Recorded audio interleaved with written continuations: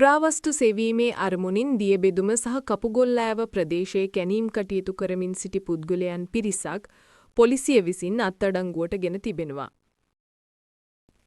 මෙවැනි නවතම පුවත් දැනගැනීම සඳහා මගේ channel එක subscribe කරලා bell icon එකත් click කරලා තියාගන්න.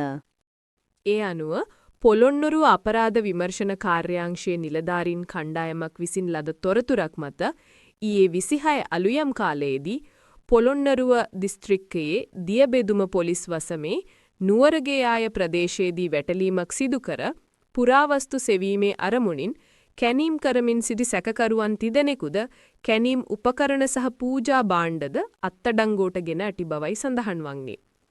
සැකකරුවන් අවුරුදු 20 43 වයස්වල පසුවන පුත්තල මහා අත්තන කඩවල ප්‍රදේශයන්හි පදිංචිකරුවන් වන බවයි පොලිසිය සඳහන් කළේ.